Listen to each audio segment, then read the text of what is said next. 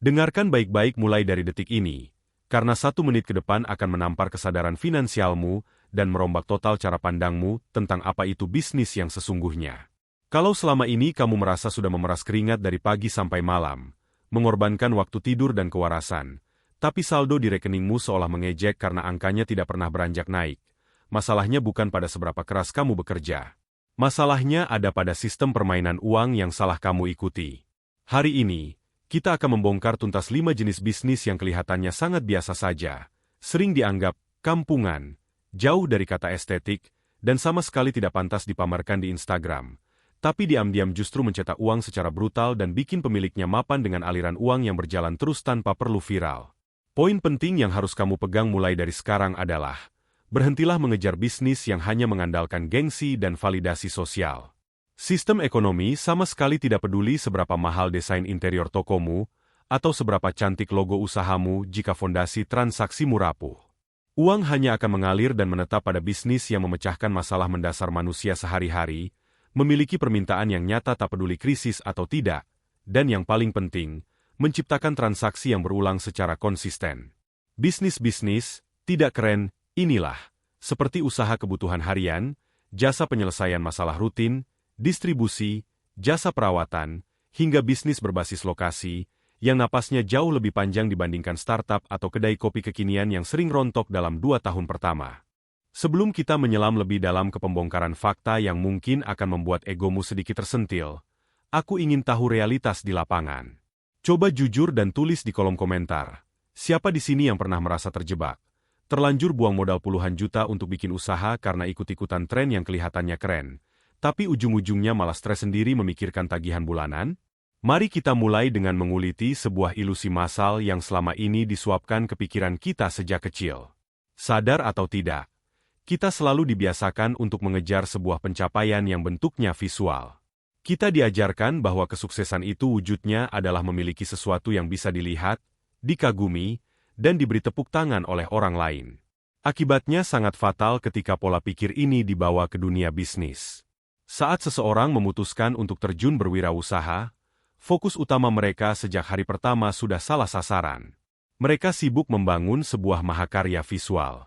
Mereka menginginkan bisnis yang enak untuk difoto, pantas untuk dijadikan konten estetis, tapi sayangnya, mereka lupa memastikan apakah bisnis itu enak saat akhir bulan tiba dan tagihan menumpuk. Ini adalah penyakit kronis pebisnis pemula di era modern. Bisnis yang kelihatannya canggih, kekinian, dan mengusung konsep modern itu sejatinya menanggung beban psikologis yang luar biasa berat. Mereka butuh validasi sosial agar tetap relevan. Karena butuh validasi itulah, sejak hari pertama beroperasi, bisnis semacam ini sudah memikul beban finansial yang tidak masuk akal. Coba bayangkan sebuah kedai kopi berkonsep industrial, atau sebuah butik pakaian dengan desain minimalis. Tempatnya wajib menyewa di lokasi yang premium karena gengsi. Peralatannya harus menggunakan mesin impor yang harganya setara dengan sebuah mobil. Desain interiornya harus mempekerjakan arsitek mahal.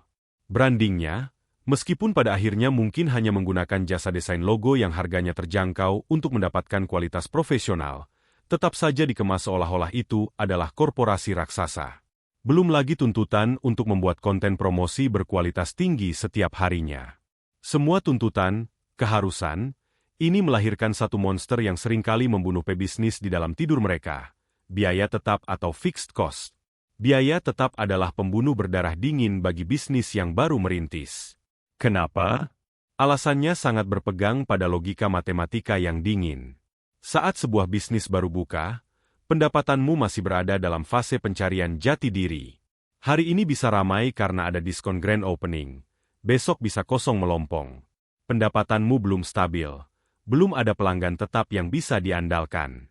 Tapi di sisi lain, tagihan sewa tempat bulanan, cicilan mesin pembuat kopi, biaya langganan internet, tagihan listrik yang membengkak karena AC yang harus terus menyala, hingga gaji karyawan, sama sekali tidak mau tahu apakah hari ini ada pelanggan yang datang atau tidak. Tagihan itu selalu datang tepat waktu, tanpa toleransi. Disinilah letak paradoks paling menyedihkan dalam dunia usaha. Banyak bisnis yang sebenarnya lahir dari ide yang lumayan bagus. Produknya pun rasanya tidak jelek-jelek amat, tapi terpaksa harus gulung tikar dengan cepat.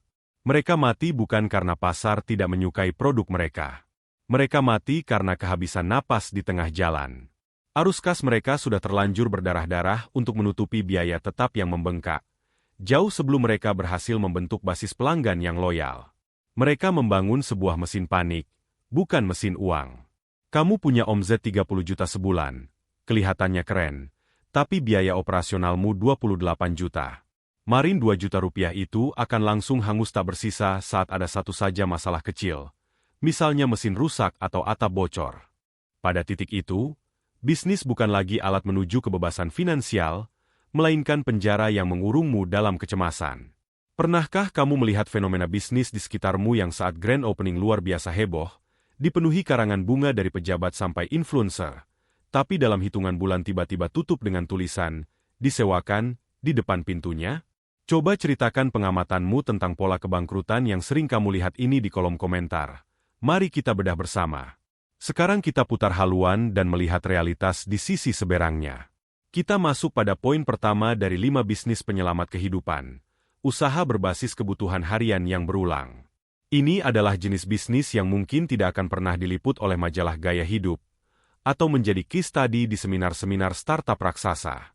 Bisnis ini selalu ada di setiap sudut pemukiman, bekerja dalam senyap, tapi aliran uangnya tidak pernah berhenti. Contoh paling nyata dan paling bisa diandalkan adalah usaha air minum isi ulang, keagenan gas LPG, bahan kebutuhan pokok, sembako, hingga usaha laundry kiloan. Mari kita ambil contoh laundry. Tidak akan pernah ada orang yang merasa bangga lalu membuat status pamer di media sosial setelah mereka mengambil cucian baju kotornya. Tapi perhatikan fakta fundamental ekonomi berikut ini. Terlepas dari siapa presidennya, terlepas dari seberapa parah inflasi yang sedang terjadi, hampir setiap rumah tangga membutuhkan pakaian yang bersih dan wangi untuk beraktivitas. Bisnis ini bermain di area yang paling absolut dalam hierarki kebutuhan manusia. Sifat dari kebutuhan harian ini dalam ilmu ekonomi disebut tidak elastis. Maknanya sangat dalam. Ketika kondisi ekonomi sedang sangat sulit, masyarakat sedang berhemat ketat, orang mungkin akan dengan rela berhenti membeli tiket konser, menunda berlangganan layanan streaming film, atau tidak lagi menghabiskan waktu di kedai kopi mahal yang hanya menjual suasana. Tapi, mereka tidak mungkin berhenti minum air bersih, mereka tidak mungkin berhenti makan, dan mereka tidak mungkin berhenti memakai baju yang bersih. Kebutuhan mereka menolak untuk ditunda. Rahasia mengapa para pemilik bisnis receh ini bisa santai sambil minum kopi di pagi hari sementara mesin cucinya bekerja menghasilkan uang, terletak pada satu kata magis: berulang. Pendapatan mereka tidak mengandalkan teknik marketing manipulatif atau kampanye iklan yang memakan biaya puluhan juta. Uang mereka datang dari konsistensi pelanggan yang terus datang setiap minggu, bahkan setiap hari. Bayangkan sebuah usaha laundry kiloan yang dikelola dengan benar. Jika kamu bisa membangun sistem manajemen yang terdigitalisasi, mengedukasi karyawanmu dengan sop yang ketat, dan memberikan kualitas hasil cucian yang presisi tanpa ada baju yang luntur atau tertukar, kamu sedang menanam sebuah pohon uang yang akarnya mencengkeram kuat. Pelanggan laundry yang sudah kadung merasa nyaman dengan kualitas kerjamu tidak akan pernah mau repot-repot mencoba tempat lain, meski tetangga sebelah membanting harga. Mereka akan menjadi basis cash flow yang sangat mudah diprediksi. Kamu bisa menghitung dengan presisi matematika berapa lembar uang yang akan masuk ke lacimu besok. Memulai bisnis ini pun tidak menuntutmu menjadi konglomerat. Mulailah dari radius 1 km dari rumahmu. Buat sistem keanggotaan. Rutinkan penjemputan. Ikat mereka dalam kebiasaan. Menurut pandanganmu, dari sekian banyak kebutuhan harian yang ada, bisnis receh apa yang menurutmu memiliki tingkat repeat order atau pembelian ulang paling tidak masuk akal tingginya? Coba tuliskan analisismu di bawah ini. Mari kita beradu argumen. Kita beranjak ke poin yang kedua, sebuah ladang uang yang sering tidak terlihat, jasa yang menyelesaikan masalah kecil namun rutin. Ada sebuah penyakit di kalangan calon pengusaha modern. Mereka terlalu terobsesi untuk mencari masalah dunia yang sangat besar untuk diselesaikan. Mereka ingin membuat inovasi yang mendisrupsi industri. Mereka ingin menjadi tech visionari berikutnya. Padahal, jika kita mau sedikit menundukkan kepala dan melihat ke sekeliling kita, tumpukan uang dalam jumlah yang sangat stabil justru menggenang pada masalah-masalah kecil, receh, dan sangat menyebalkan.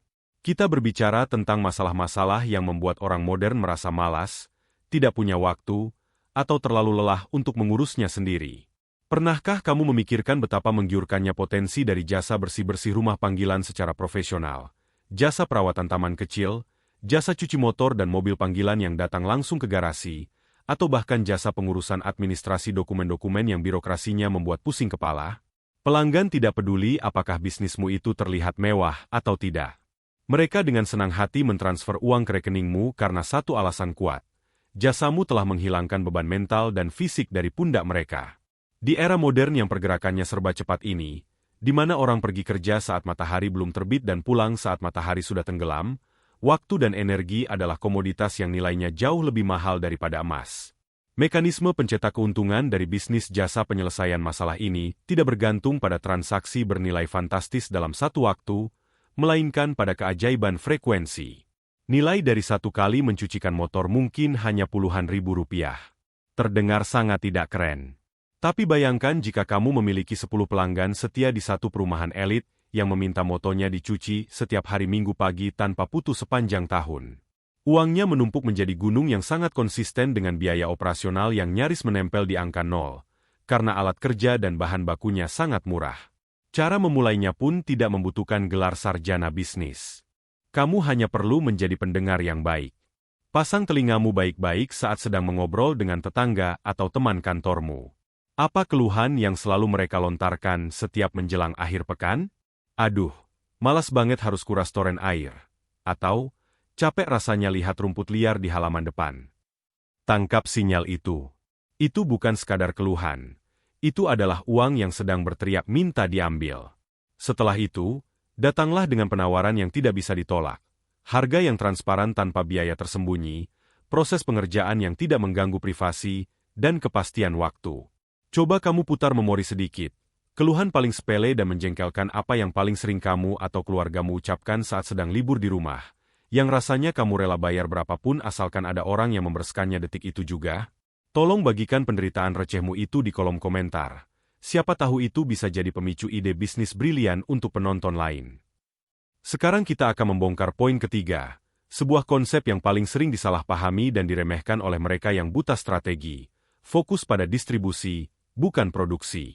Di masyarakat kita, ada semacam kasta sosial yang tidak tertulis namun sangat dipercaya, di mana menjadi seorang kreator atau produsen pembuat produk dari nol menduduki kasta tertinggi, sedangkan menjadi agen, distributor lokal, atau sekadar reseller dianggap sebagai pekerjaan kasta bawah atau bisnis kelas 2. Ini adalah sebuah delusi ekonomi yang sangat berbahaya.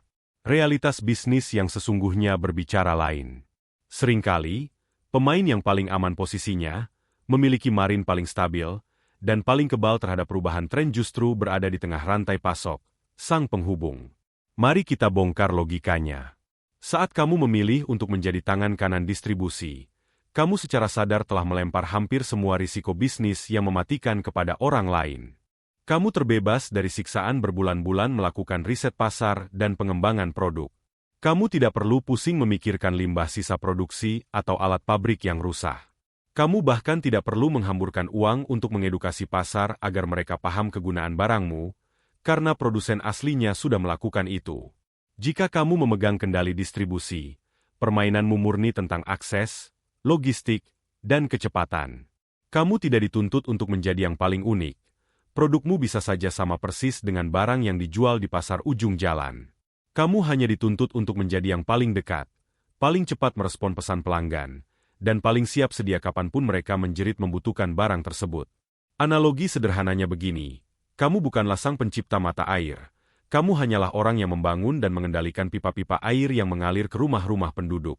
Jika kamu jeli, kamu hanya perlu memilih 1 atau 2 produk consumer goods barang kebutuhan harian yang siklus habisnya sangat cepat yang sudah terbukti kualitasnya dan pasti laku. Setelah itu, tugasmu adalah mengoptimalkan manajemen stok barang dan memberikan layanan pesan antar yang membuat pelanggan ketagihan. Jangan bodoh dengan langsung ingin menjual ratusan varian barang agar terlihat seperti supermarket besar. Itu hanya akan membunuh cash flow MU karena uangmu akan mati membusuk dalam bentuk stok barang yang lambat laku. Kuasai satu wilayah, pahami ritme konsumsi mereka, dan pastikan setiap kali persediaan mereka habis, kamulah nama pertama yang muncul di pikiran mereka.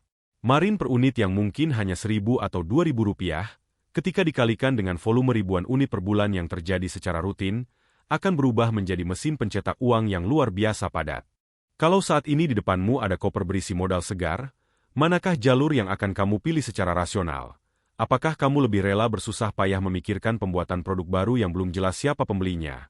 Atau kamu akan mengambil jalan pintas dengan menjadi distributor tunggal untuk produk terkenal lalu menguasai monopoli penjualan di kotamu?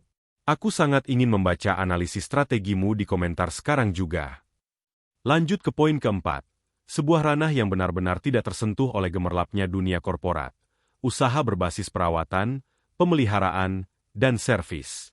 Sektor ini sangat sering dipandang sebelah mata, direndahkan, dan diberi label sebagai pekerjaan kasar, kerja lapangan, atau bahkan kuli. Kita sedang menelusuri lorong bisnis jasa perbaikan AC, instalasi kelistrikan rumah, teknisi pompa air yang mati di tengah malam, tukang tambal ban darurat, servis mesin cuci, perbaikan atap bocor, hingga mekanik kendaraan panggilan. Ada satu fakta psikologis yang tertanam dalam di otak manusia yang membuat bisnis ini menjadi tambang emas abadi. Manusia selalu memiliki tendensi untuk mempertahankan barang yang sudah mereka miliki. Mereka jauh lebih rela, bahkan dengan ikhlas, mengeluarkan sejumlah uang ratusan ribu rupiah untuk memperbaiki dan merawat sebuah barang yang sedang rusak, daripada harus mengeluarkan uang jutaan rupiah untuk membeli yang baru. Di tengah badai krisis ekonomi, ketika daya beli masyarakat merosot tajam, orang akan menunda niatnya membeli mobil baru atau AC tipe terbaru. Namun, mereka tidak punya pilihan selain memanggil teknisi saat mobil lama mereka mogok di jalan, atau AC di kamar tidur mereka tiba-tiba mati, dan mengeluarkan udara panas. Siklus hidup sebuah alat elektronik atau mesin itu sangat panjang, dan selama durasi tersebut, benda itu mutlak membutuhkan perawatan rutin. Ironisnya, karena industri ini tidak terlihat wangi dan jauh dari kata elegan, banyak anak muda pintar yang enggan terjun ke dalamnya. Ini menciptakan sebuah kompetisi yang sangat tidak seimbang dan jauh lebih sehat. Jika kamu mau masuk ke sini dengan mental pebisnis sungguhan, bukan sekadar mental tukang lepasan, potensimu sangat mengerikan. Tantangan utama di industri servis bukanlah pada kepintaran mengutak-atik mesin.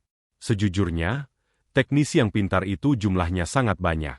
Masalah sesungguhnya di industri ini adalah krisis kepercayaan yang sudah sangat kronis. Masyarakat umum selalu dibayangi trauma ketika memanggil tukang servis. Mereka takut dibohongi, takut onderdil aslinya ditukar, benci dengan tukang yang datang ngaret berjam-jam, atau syok ketika tiba-tiba disodori tagihan yang membengkak tanpa ada kesepakatan di awal.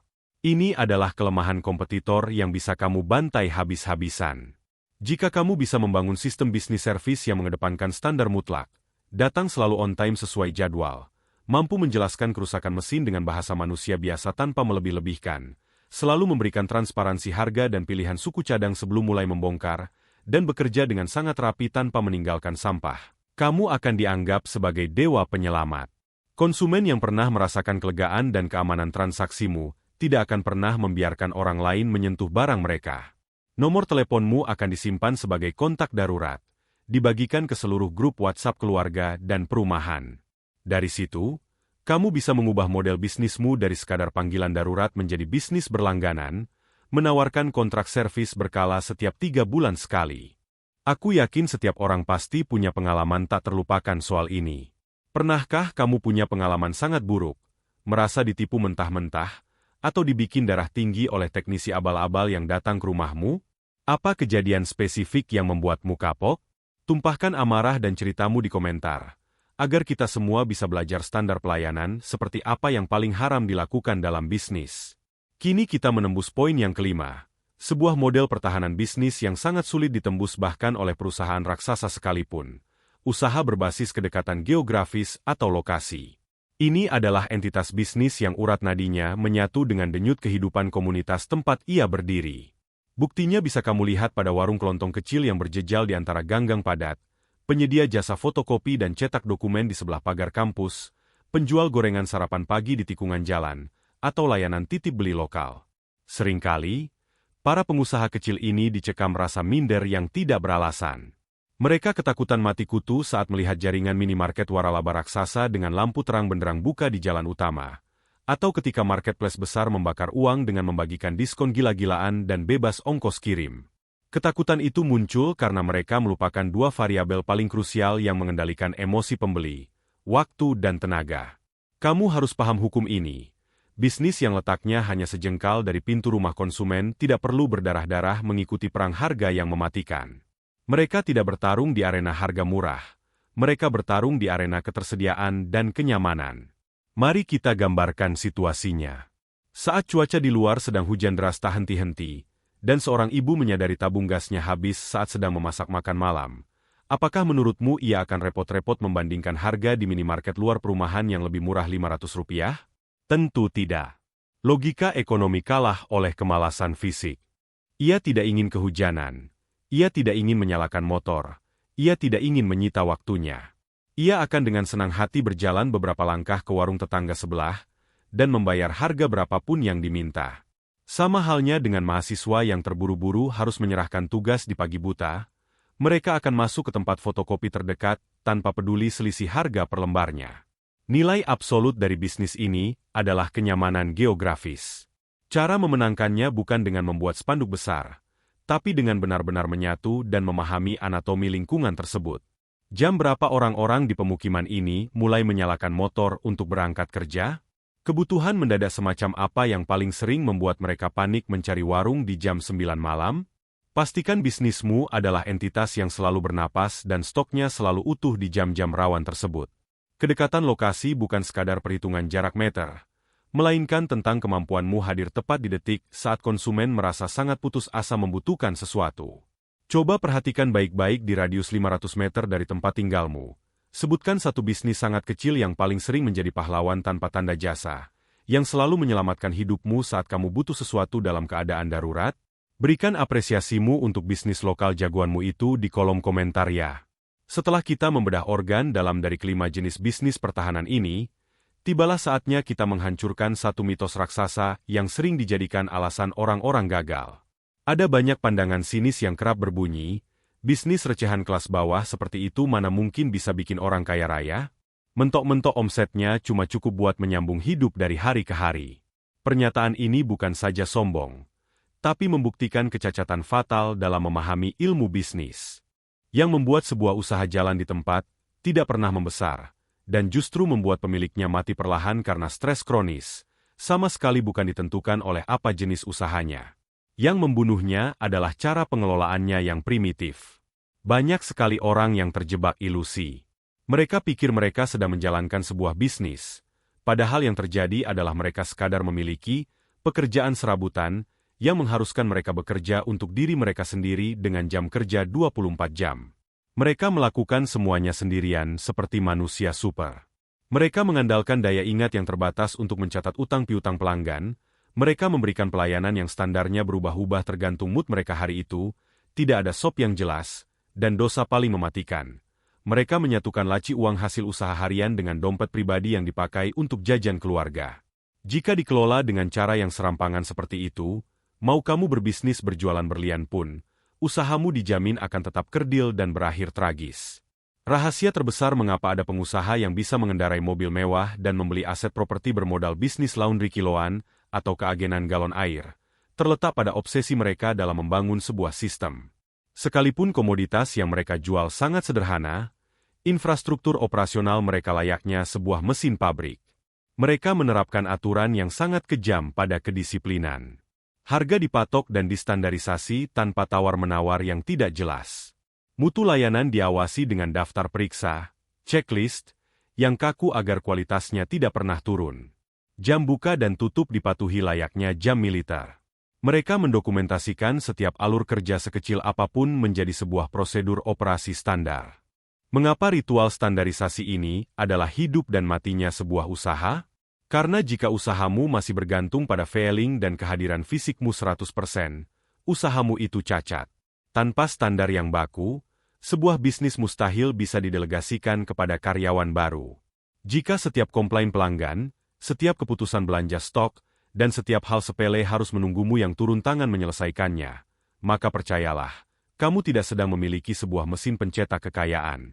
Kamu justru telah menjadikan dirimu sendiri budak tak bergaji di perusahaanmu sendiri. Puncak dari kemapanan sebuah bisnis tidak keren, adalah ketika sistemnya sudah bisa berjalan otomatis bak autopilot, dijalankan oleh orang lain dengan kualitas hasil akhir yang sama persis seperti jika kamu yang mengerjakannya. Saat itulah bisnis bermetamorfosis menjadi sebuah aset pasif yang terus mencetak uang saat kamu sedang tidur. Sebagai penutup dan kesimpulan absolut yang akan mengubah jalan hidupmu, kekayaan yang bertahan lintas generasi dan kemapanan finansial sejati tidak pernah datang pada ide bisnis yang paling viral, paling sering masuk FYP TikTok, atau yang kemasannya paling mengkilap. Kemapanan hanya akan berpihak pada sistem operasional yang paling tahan banting, yang pondasinya berpijak pada pemenuhan kebutuhan nyata tanpa syarat, yang arus kasnya diamankan oleh transaksi yang berulang secara masif, dan yang digerakkan oleh kedisiplinan operasional yang membosankan namun mematikan. Hancurkan ego yang selalu menuntutmu terlihat sukses di mata orang lain. Ganti ego itu dengan kesabaran tingkat dewa untuk menata kepingan uang rupiah demi rupiah, memastikan ia berputar dengan cepat, stabil, dan konsisten.